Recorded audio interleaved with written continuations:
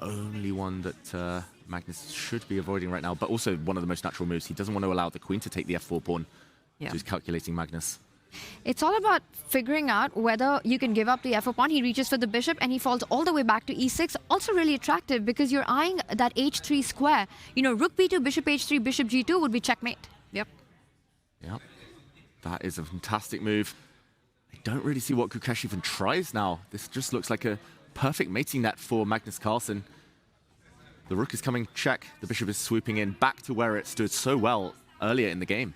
The queen landing on f2 as well. Too many threats, too little time. Yeah, and you can't even hold the door with rook to e2, holding the second rank, because black at some point will deflect that rook, will be just taking this bishop.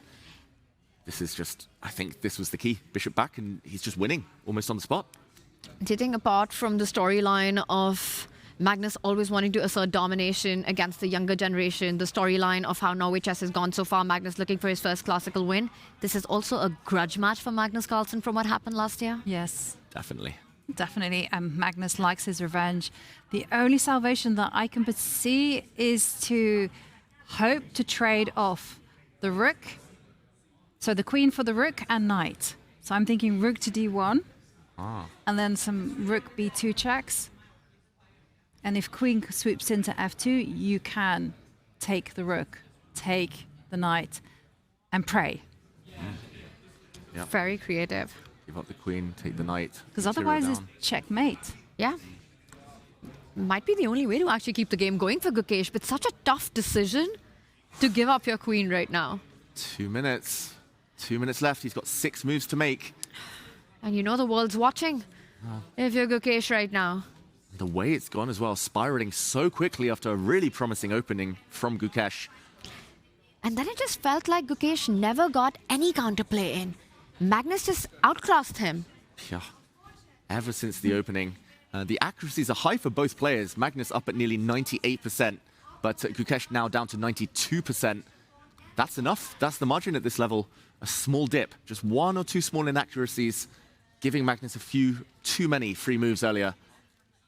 And he's on the back foot. Rook b2 check, almost unstoppable. Yeah. He needs to move though. He needs to try something.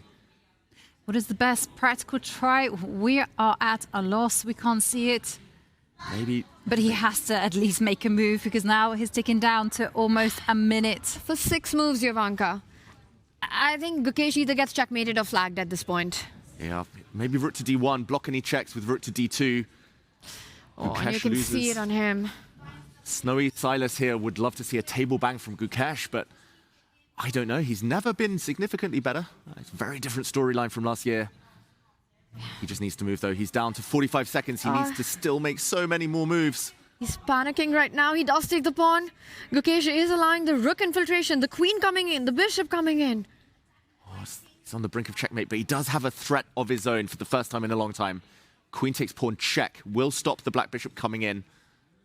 I think you just win with rook b2 and get the queen in. Yes, you pick up the knight with a check, but I don't see how you're surviving the checkmate on your own king if you're Gukesh. Yeah, Magnus just doing some last calculations. Magnus's king will be able to dodge any checks. That is the winning move right now. Queen to f2 wins on the spot. Checkmate incoming. White's queen will take a knight, but black's king can zigzag out of the checks.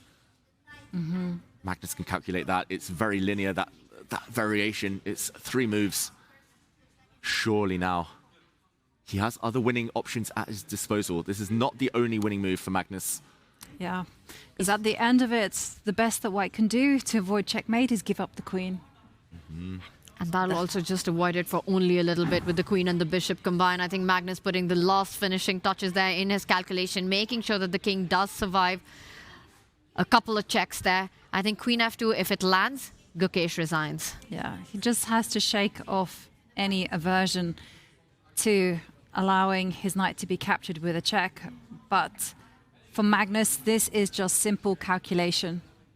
I'm not sure. I'm not 100% sure yet that Magnus will play it. I think just based on the last few days, his calculation has been a bit up and down. If he plays it, it's after a couple more minutes, think. He's going to pause, double check, triple check everything, make sure there are no more blunders. Do you think king g7 is a more Magnus move at this point, just setting up queen f2? If this were blitz, Magnus would definitely play king g7. He'll protect everything, cover everything, only wait until everything's perfect before delivering the killer blow. I think that move, or maybe taking the bishop, just so that the knight doesn't hang. The only downside I see to knight takes bishop is that the pawn captures it, and then you don't have this immediate killer blow with queen to f2. I think queen f2 happens immediately. He finds it. The fact that he's thinking and he's calculating, David, it's coming on the board.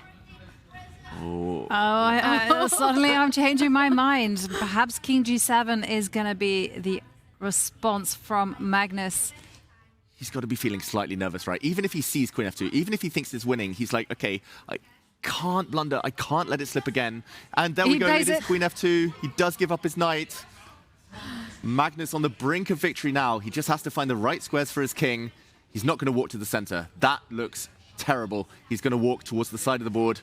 This only allows one last check from Gukesh. That check is going to be blocked. And Gukesh will be forced to give up his queen for the black rook to avoid checkmate on g2. The only move, queen takes rook after that. The question, how long does Gukesh continue the suffering? There we go. It is a hit on the queen. One more check would be blocked by the black bishop, and the checks are over. Black's turn. He will deliver the killer blow. It's time to give up the queen. Gukesh, the only way to fight on. But black has too many pawns. There we go. The game continues, though. But for how long? The a3 pawn about to go down next, and Magnus with two passers on the left side. One will be lost on the next move, but the a pawn should be enough. The a pawn is going to be the one that wins it for Magnus. And there's no way that the white pieces can coordinate together in order to deal with this renegade a pawn. Instead, Gukesh now looking down the barrel of defeat. Yeah, he's just got no time either. There's no counterplay for white. It's just one check. White's rook taking on b7. Check. The black king will zigzag away on the dart squares. And the white knight just purely passive. Can't contribute. Black's bishop still coming in. This has been almost a perfect game for Magnus ever since the opening. Check. His king runs. They've met move 40 now, so they do get a 10-second increment, but not enough to save Gukesh. What do we think? Last few moves? Definitely. The a pawn, you're just not stopping it. 4 squares away from another queen arriving for Magnus Carlsen. I don't think Gukesh plays this on until the bitter end. He does push the g pawn. a4 is what I'm expecting. Stopping bishop h3. There we go. Magnus still writing the moves down, still with 4 minutes left. He will not be able to deliver checkmate. The white king should be safe enough now, but it is about that a pawn. Without the a pawn, maybe a draw?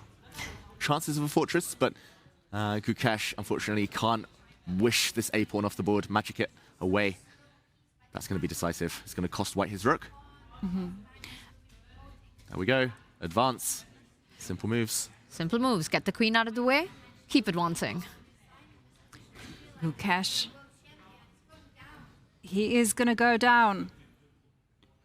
Just considering and coming to terms with this result. Tough day for the world champion, and he handshake. resigns. Game over. Wow, and with that win, Magnus Carlsen wins his first classical game of Norway Chess 2026. He redeems himself. He goes into the rest day with a 3-point victory, and most importantly, gets his revenge from 2025. Very important. Yeah,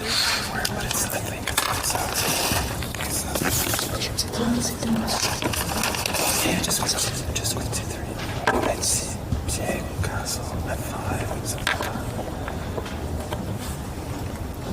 This knight is really bad, but I think should get better. How was CV5? CV5. What did you think? Queen c8, king e7. I thought you could. King f6. Yeah. I thought maybe instead of bishop f6, maybe you could take immediately like h3, and then e4, bishop d3, and bishop e4. I think queen e8. I mean, there's queen h8, bishop d2, king d2, king d1, because I think king d2, queen b4 is a draw. Queen h8. Yeah, take bishop d2.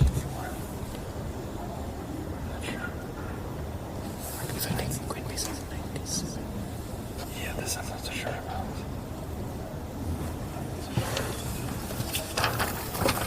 Players there sharing their thoughts, their analysis. And that's one of the great signs about chess. One of the great things is that you're able to just share your thoughts, your emotions. Just after quite probably a painful loss for Gukesh,